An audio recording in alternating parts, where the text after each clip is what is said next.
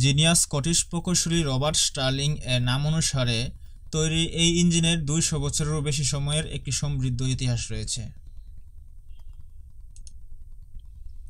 যখন তাপ উৎসকে এই সিলিন্ডারের নিচে রাখা হয় তখন এটা চলতে শুরু করে। এটা হচ্ছে একটা তাপ ইঞ্জিন যা তাপ শক্তিকে যান্ত্রিক শক্তিতে রূপান্তরিত করে। আমি যন্ত্র প্রকৌশলী শেফাউল হক, আপনি দেখছেন স্টার্লিং ইঞ্জিন। আমাদের মডেল এ একটি স্টার্লিং ইঞ্জিনের মৌলিক উপাদানগুলি প্রদর্শন করা হয়েছে। এটি একটি ফ্লাইহুইল যা পাওয়ার আউটপুট হিসাবে কাজ করে, দুটি সিলিন্ডার, পিস্টন এবং একটি সংযোগকারী নল নিয়ে গঠিত। ইঞ্জিনের দুটি দিক রয়েছে, গরম দিক যেখানে আমরা তাপের উৎস প্রয়োগ করি এবং ঠান্ডা দিক।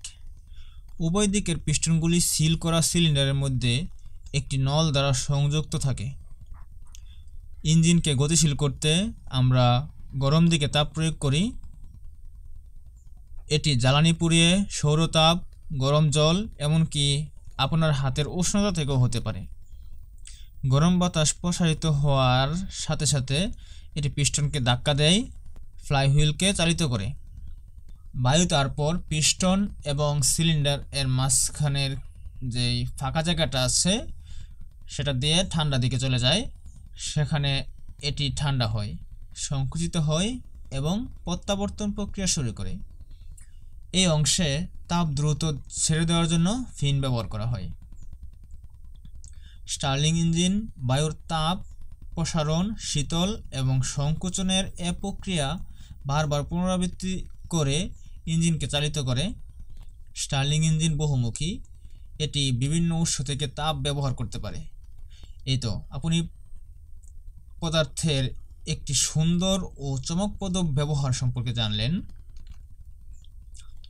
স্টার্লিং ইঞ্জিনের এই অন্বেষণে আমার সাথে যোগ দেওয়ার জন্য আপনাকে ধন্যবাদ। পরবর্তীতে নতুন কোনো বিষয় নিয়ে আসব। সো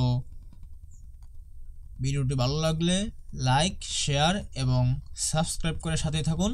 ততক্ষণ পর্যন্ত হ্যাপি ইঞ্জিনিয়ারিং।